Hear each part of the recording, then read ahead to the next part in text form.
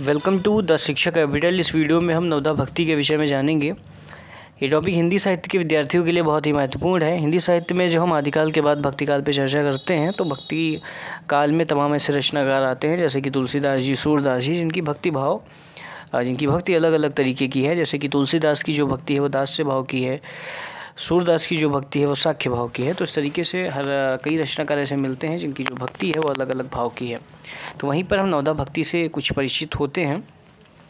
नवोदय भक्ति से जुड़े हुए परीक्षाओं में प्रश्न आते हैं, तो वही नवोदय भक्ति को हम यहाँ पे समझने का प्रयास करेंगे। दरअसल वैष्णव धर्म द्वारा नवोदय भक्ति पद्धति का विकास हुआ, यानी कि जो 9 प्रकार की भक्ति बताई गई है जिसे नवोदय भक्ति कहते हैं, उसका विकास जो इस भक्ति पद्धति का हुआ वैष्णव धर्म के द्वारा हुआ। यह व्यवहारिक भक्ति पद्धति है और नवोदय भक्ति पद्धति एक व्यवहारिक भक्ति पद्धति है।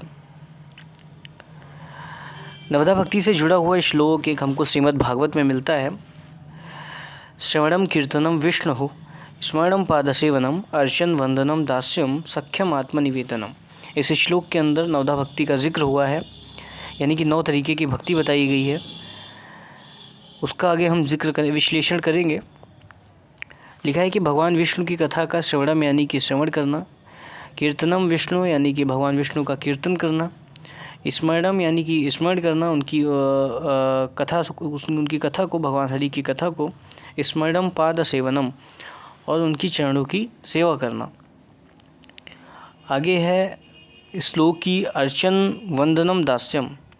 अर्चन यानी कि पूजन, तो पूजन करना, वंदनम यानी कि वंदना करना, दास्यम यानी कि दास्य भाव रखना उनके प्रति, साख्यम आत्मनिवेदनम साख्य भाव रखना, आत्मनिवेदनम मतलब विनय भाव से भक्ति करना। तो इस तरीके से नवोदय भक्ति इस श्लोक में बताई गई है, यानी कि इस श्लोक के अंदर 9 प्रकार की भक्ति का जिक्र हुआ है।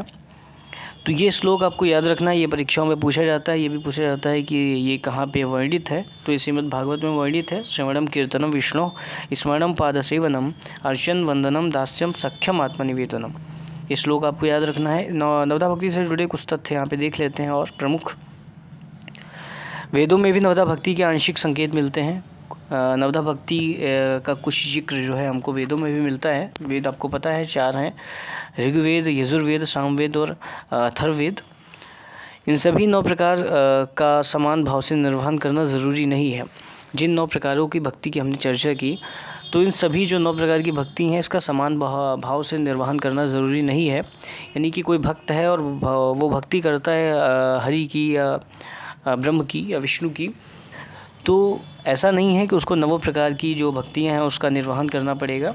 इसमें क्या है कि भक्त अपनी इच्छा के अनुसार, अपनी स्वेच्छा से उसका चुनाव कर सकते हैं। जिस तरीके से सूर्य ने सख्य भाव का चुनाव किया और तुलसी ने दास्य भाव का चुनाव किया। तुलसी हरि को अपना दास मानते हैं, सूर्य हरि को अपना अपना सखा मानते हैं। तो इस तरीके से सूर्य के यहाँ आप हरि को सखा के भाव में पाएंगे, तुलसी के यहाँ आप उनको तुलसी के आप हरि की उनको मालिक की भूमिका में देखते हैं या राजा की भूमिका में देखते हैं, क्योंकि तुलसीदास जी लिखते भी हैं कि तुलसी चाकर राम के हियो रखो दरबार। तो इस तरीके से तुलसीदास की पंक्तियों में उनका जो दास्य भाव है वो हमें दिखाई पड़ता है। तो तुलसी की जो भक्ति है वो दास्य भाव की है और सूरदास की जो भक्ति है वो सख्य भाव की है। मीरा की जो भक्ति है, यानी कि मीराबाई से आप परिचित होंगे, मीराबाई की जो भक्ति है वो माधुर्य भाव की है।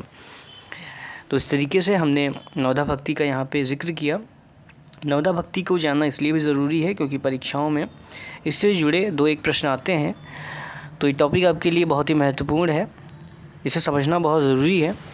फिर मिलते हैं किसी नेक्स्ट वीडियो में, तब तक के लिए जय हिंद।